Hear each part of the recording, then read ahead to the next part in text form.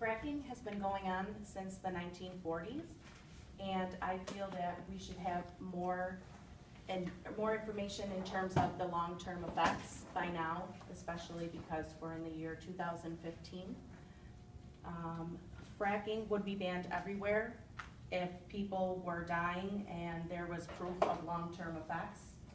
So with that being said, I'm going to hand it over to Jim. One of the other issues that they had talked about was in December of 2000, they were talking about fracking and 2 abandoned water stills that they used as a byproduct from fracking. As of recently, through the DEA or DEC, I believe as of 2012, any byproduct or any leftover storage units of a byproduct of water, things like that, need to be monitored by the agency, whoever it is that came in to frack. These things just can't be left alone anymore. This isn't run and gun type situations. The companies that come through to do these fracking really do actually think about the long term of the environment. They take state samples, they take soil samples before and after they start to make sure that if they're not in compliance, that they need to do something, whether it's moving topsoil, whether it's adding different chemicals, natural chemicals to our earth to make it back within regulations.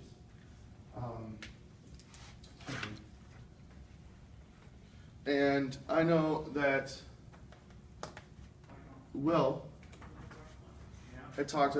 Peter had talked about 510,000 jobs and talking about them being nationwide. Yes, we understand that it's not 510,000 jobs in one city, but throughout this nation, these aren't short-term jobs. These jobs are there for a while, and if they're not in this town, then they move and they go to another town. But these jobs are stable. These jobs are here for a while. These jobs aren't really going anywhere. So, in conclusion, some information that we had talked about on why we should continue to frack in our national parks is that, 1,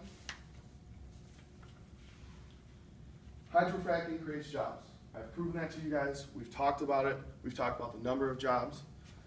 The second one is that we become less reliant on foreign natural sources for gas. We talked about that. We talked about how natural gas and a byproduct in our oil, we may become dependent by 2030. Thank you.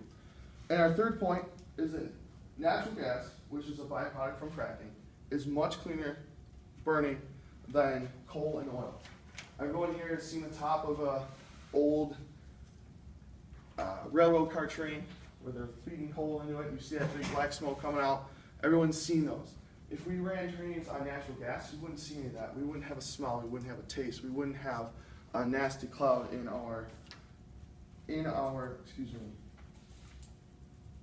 skies.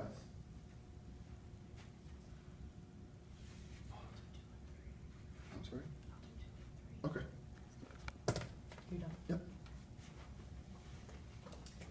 Going back to what Jim had said about the creation of jobs, fracking spans from New York State to the Great Lakes area down to Texas, all the way across the Great Plains. So there is a large enough creation of jobs. Also, the fracking decision over time in New York State could change.